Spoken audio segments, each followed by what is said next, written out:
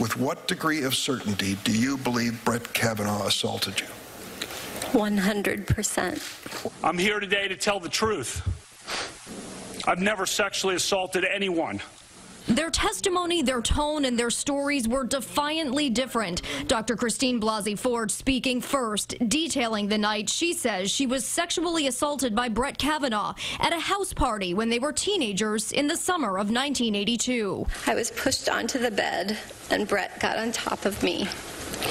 He began running his hands over my body and grinding into me.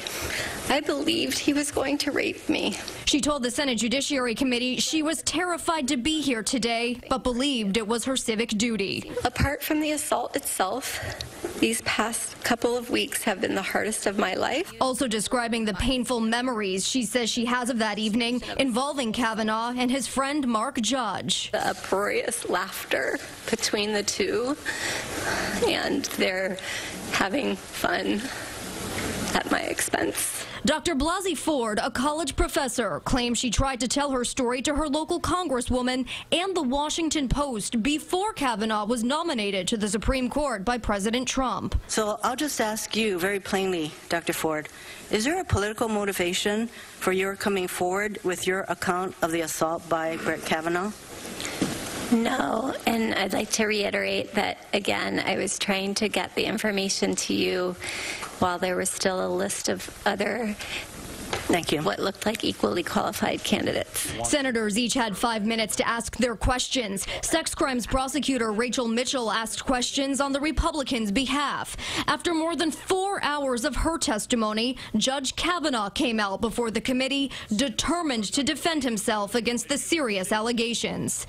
This onslaught of last-minute allegations does not ring true.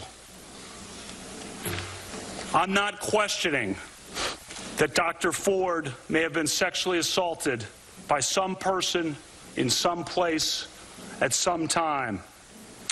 But I have never done this to her or to anyone. That's not who I am. It is not who I was.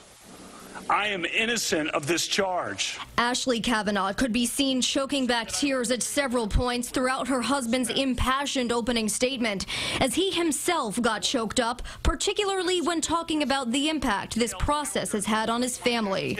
The other night, Ashley and my daughter Liza said their prayers, and little Liza, all of 10 years old,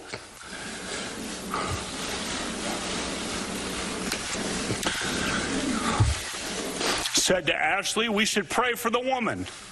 But then there was anger in his voice as he slammed the committee, accusing Democrats of carrying out a smear campaign. This confirmation process has become a national disgrace.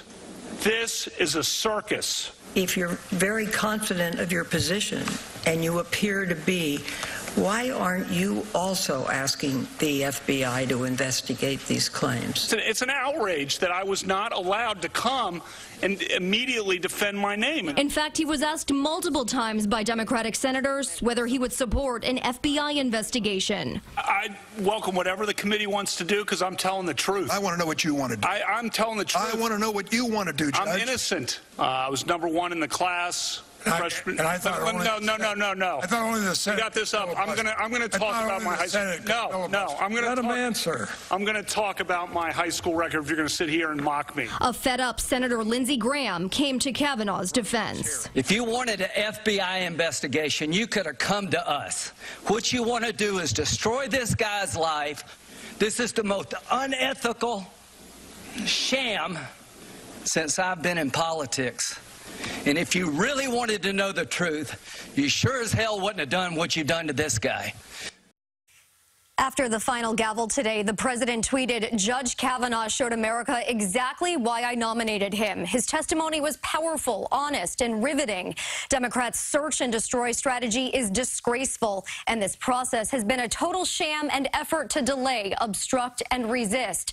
The Senate must vote." And tonight, Republican senators did say the Senate Judiciary Committee plans to vote tomorrow morning on Kavanaugh's nomination to the Supreme Court. Alice? Jessica, thank you for that report. And you can see Dr. Ford and Judge Kavanaugh's complete testimonies on our website, WLNYTV.com.